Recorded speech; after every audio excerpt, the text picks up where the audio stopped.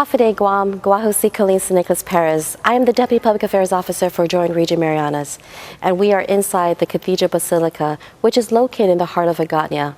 And we had the rare privilege of interviewing Archbishop Anthony Apparon to learn more about Santa Marian Kamalen.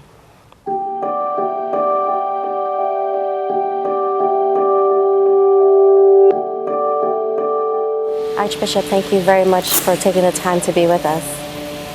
Very welcome. Can you tell us a little bit about the history of Our Lady? Well, Our Lady of Kamalen, or as we know her devoutly, Santa Marian Kamalen, was a statue that most probably came with the Spanish missionaries. She's really the oldest religious artifact, if you will, that is in our possession here on the island, in the Marianas, and most especially here on Guam. When the Portuguese sailors then and Spanish missionaries went with them, in all the galleon ships, they always have a patron that is put in the mast of the ship or the galleon ship. And most probably she was the one that was on this galleon ship of Nuestra Señora del Pilar. So that the story came to be a legend that she was floating in, she was found floating in the waters of Maritzo.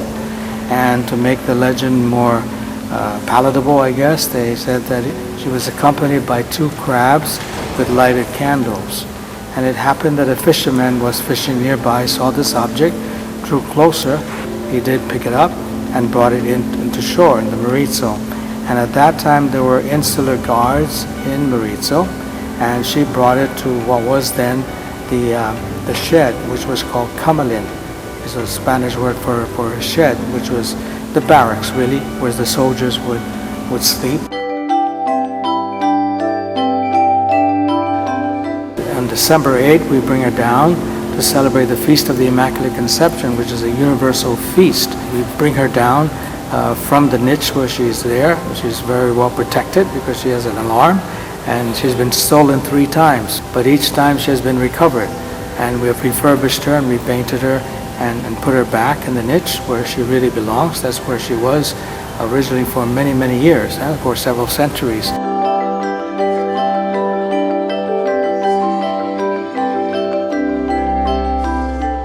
Most people would come here out of devotion to her. We get about 9,000 to 10,000 people for the procession, annual procession on December 8th, to honor her in her Immaculate Conception. It's open to anyone who would want to, but there are a number of spectators that would stand on the side just to view, and they come from all the villages, you know.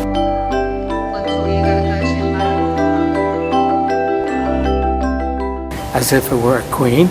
She's the last on the parade, if you will, or the floats, or you know, in the procession for us. She goes the last and then comes back the last, and then we place her down here almost all night after the procession for people to come up and see her at a closer look or come and venerate her. It seems for those probably who are not familiar with our culture and our traditions and the Catholic culture and traditions that we are worshiping a statue. Is there anything you want to add to that? No, we're really just honoring her. The only true worship belongs to God. The statues remind us of a person who wants to be on earth, once was on earth. All of our statues, Our Lady was a human being. So there's nothing wrong with honoring the saints. And hopefully they become our models, our examples. You know how in the world people have heroes, or people look to a person who can try to model their lives.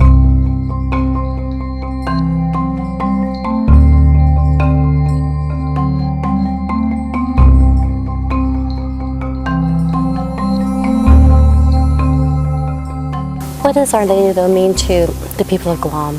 She identifies with the Chamorro people as really our special lady who has come to us as a mother and as our protectors for our people and our island. We've undergone many earthquakes, many typhoons, natural disasters, and even the world wars, especially World War II.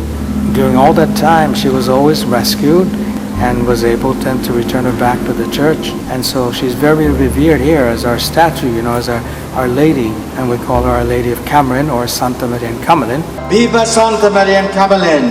Viva! Viva Santa Marian Kamalen! Viva! Viva Santa Marian Kamalen! Viva!